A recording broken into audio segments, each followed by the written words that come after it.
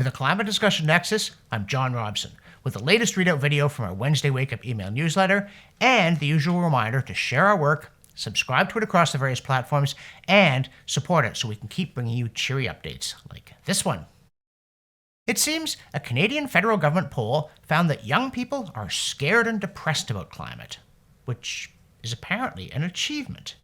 Because, you see, quote, more and more evidence is pointing to the urgency for climate action, underscoring the need for communities to adapt to the changing climate and to prepare for the most challenging impacts of climate change, end quote. Even if the evidence that people should be scared out of their wits over global warming is just that they have been scared out of their wits over it. Very postmodern, or merely circular. Mind you, it's just a survey of 2008 people nationwide, so it's worth what you paid for it. But among its findings is that 68%, at least of that sample, say of climate change, quote, I am afraid of its impact on my community, end quote, which means 32% aren't, so the debate's not over, is it? That's a third of us. Then there's the fact that just over half, 52%, said, quote, I feel helpless, end quote, which isn't very healthy. And it's also a little hard to understand since governments claim they not only can save us from climate change, they already are saving us, so we are empowered in our helplessness. Or else these polls are stupid. Speaking of stupid, British Environment Secretary Therese Coffey is supposedly in a pot of boiling water for having urged Britons to learn to like turnips instead of all the nicer food they can't afford anymore. As Zoe Wood chortled in The Guardian, quote, with a love of turnips more commonly associated with the long-suffering manservant baldric and blackadder, Coffey handed her critics the kind of material they could normally only dream of, end quote. Except The Guardian's in no position to chortle, since the cost of living crisis is due to precisely the kinds of energy policies that they have long pushed.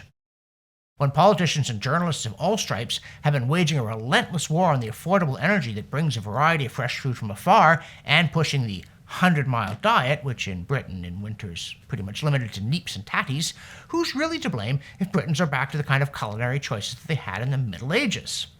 Now, we're not big on Middle Ages bashing, but we're also not huge on peas porridge in a pot 9 days old, although apparently it's basically split pea soup with ham and bad public relations.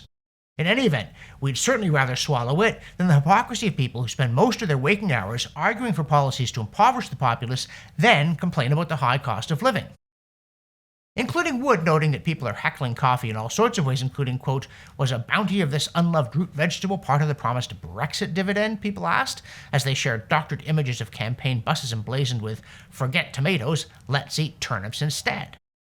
But does Wood want them flying in fresh figs from Chile instead? Oh, our quick roundup of ongoing stories also includes that alternative energy is supposedly fast becoming cheaper than fossil fuels, and already did, yet Parker Gallant calculates that on February 19th alone, wind turbines in Ontario cranked out so much unneeded power that we ended up selling 69,000 megawatts to Michigan, New York, and Quebec at a loss of $9.62 million, meaning we paid $759 per megawatt hour for the 12,666 that we kept. As with Pyrrhus, more savings like that and we'll be bankrupt. Also, while environmentalists debate whether trees are good for the climate or are hideous carbon tubes, the Canadian government's plan to add $2 billion to the roughly $318 billion we already have, thus tweaking the delicate balance of nature decisively, still isn't working. They think they've managed to plant nearly 29 million trees, whereas forest companies harvest and replace a mere 600 million annually, while the remaining 318 billion drop seeds and grow new trees or do some weird plant thing like that. As for us, our big news is that CDN finally got fact-checked by a major legacy media outfit. USA Today predictably said we were spreading misinformation, since the point of fact-checks is to discredit anyone who questions left-wing dogma rather than to promote informed discussion. So, we composed a reply suggesting that there's something fishy about there, saying, quote, the claim, post implies falling sea level in Norway shows global sea levels aren't rising, end quote, which is that they're apparently checking implications, not facts. Or worse, because they add, quote, some commenter suggested the situation in Oslo is evidence that global sea level rise isn't really happening, end quote. But surely random comment check isn't a feature of service to anyone. They also said, quote, the video was viewed more than 3,000 times in a month, end quote, when the real number was more than 30,000 times. But why quibble over actual data? Oh, right, because you were performing a ritual casting out of the unclean, but you were calling it a fact check to make it sound less slanted. As USA Today noted, Australian Associated Press also fact-checked us and, of course, also labeled our claim misleading, as in, quote, the claim is accurate in parts, but information has also been presented incorrectly, out of context, or omitted, end quote. We cannot help but be touched by all this attention, including their finding an image of, quote, Norwegians out enjoying the water on Oslo Harbor, end quote, when, presumably from their point of view, they should have been fleeing from it. But the accurate part is that we got our facts right. NOAA does report that sea level is falling there, as we said.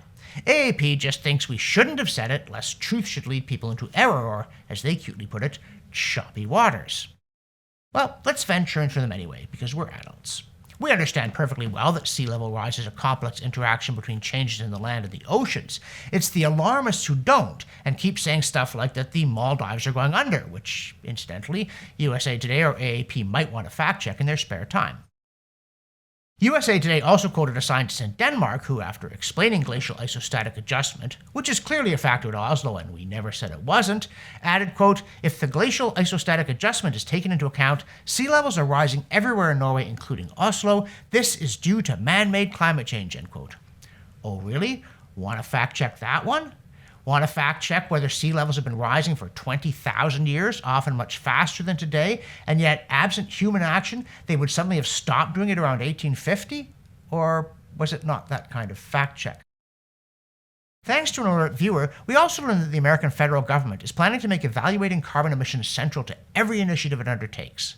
According to a notice on regulations.gov, quote, the United States faces a profound climate crisis and there is little time left to avoid a dangerous, potentially catastrophic climate trajectory, end quote. It also says, quote, elevated concentrations of carbon dioxide will persist in the atmosphere for hundreds or thousands of years, so the Earth will continue to warm in the coming decades, end quote. To which we're tempted to reply, well, since resistance is futile, we might as well party like it's 500 parts per million. But apparently there's still just enough time to solicit comments, provided you share their view that, quote, the warmer it gets, the greater the risk for more severe changes to the Earth and the Earth system, end quote. So, if you thought they were soliciting comments because they wanted to know what you think, well, it's not that kind of document. But it is this kind, quote, further, climate change raises environmental justice concerns because it will disproportionately and adversely affect human health and the environment in some communities, including communities of color, low-income communities, and tribal nations and indigenous communities. What? What happened to women and children communities? Did these bureaucrats drop their buzzword bingo sheet into the rising, boiling seas?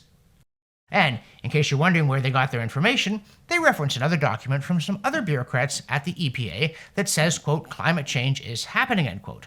So that part is settled along with, quote, dangerous shifts in climate and weather, end quote. Never mind those deniers at the IPCC saying we haven't seen such effects yet, but they might hit someday. It also says, quote, elevated concentrations of carbon dioxide will persist in the atmosphere for hundreds or thousands of years, so the Earth will continue to warm in the coming decades. The warmer it gets, the greater the risk for more severe changes to the climate and the Earth's system, end quote. And if you're thinking you've heard that one somewhere before, yes, apparently somebody in the government can cut and paste. Good for them. Anyway, they promise to study how everything connects to everything else, because the National Environmental Protection Act, quote, requires agencies to consider the reasonably foreseeable direct and indirect effects of their proposed actions and reasonable alternatives, as well as the no-action alternative, end quote. And they also pledge that, quote, all comments received will be posted without change to https://www.regulations.gov, including any personal information provided, end quote. Posted as received? Yeesh, have they never read a Twitter feed? In any case, feel free to fax them, though email is not allowed, to correct their boilerplate statement, quote, rising GHG levels are causing corresponding increases in average global temperatures and in the frequency and severity of natural disasters, including storms, flooding, and wildfires, end quote. Doubtless, they're itching to hear it. In the newsletter, we also observe that everybody knows, or once knew, about the poor little rich kid whose family's affluence spoiled them despite their parents' best efforts. But what about an entire society? It's a question Jude Clementi raises in Forbes about, quote, the overprivileged West's delusion of transitioning away from oil, end quote. And it's an excellent question. Are we so spoiled by the affluence capitalism has bestowed on us, including by its spectacular development of hydrocarbon energy, that we've completely forgotten where wealth comes from and thinks we can trash our inheritance and the trust fund money will just keep flowing in? Sure seems that way. In the newsletter, we also continue our fact check of Al Gore's infamous rant in Davos, turning to his claim that CO2 is, quote, sucking the moisture out of the land and creating the droughts, end quote. The droughts, he says. But what of the IPCC, supposed lodestar of climate science?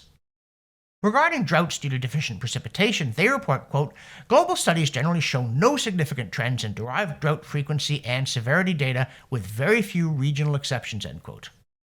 In their online atlas, they summarize evidence from around the world since 1950 in agricultural droughts, that's ones due to dry soil. In most of the world, they say there is no trend, or none connected to CO2, though they claim that in southern Europe and the western US, there is evidence of such a connection.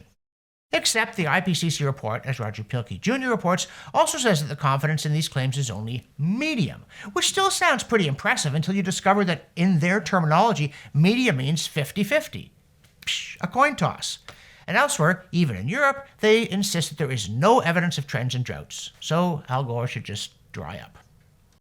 In the newsletter, we also bring you some rank heresy, courtesy of plant physiologist Dr. Jeff Schussler. In January, he told the Ontario Agricultural Conference that global warming has yielded, quote, particularly pleasant weather, end quote, for North American crops since 1970. Indeed, quote, for decades, the farmers of Canada and the US have enjoyed ever-increasing yields, and a lot of that extra bounty is due to a slight increase in global warming and extra sunshine, end quote. Amazingly, it seems that longer growing seasons, extra sunlight, and more plant food in the air, plus improved seeds, have led to a boom in corn, soybean, and other crop yields, even as alarmists claim that global warming is killing the food. The extra CO2 is especially helpful because it lets plants lose less water while taking in enough CO2, which makes them more drought tolerant. And Schussler notes, the good times are just getting started. Though not possibly for anyone who talks this way in politics or a university climate department. Still, if you're a plant, listen up, because from the CO2science.org archive, we bring a study that investigates claims that, quote, looming water scarcity and climate change pose big challenges for China's food security, end quote, but says actually, more CO2 will be good news for plants that are short of water. Again. For the Climate Discussion Nexus, I'm John Robson, and they can fact check me anytime.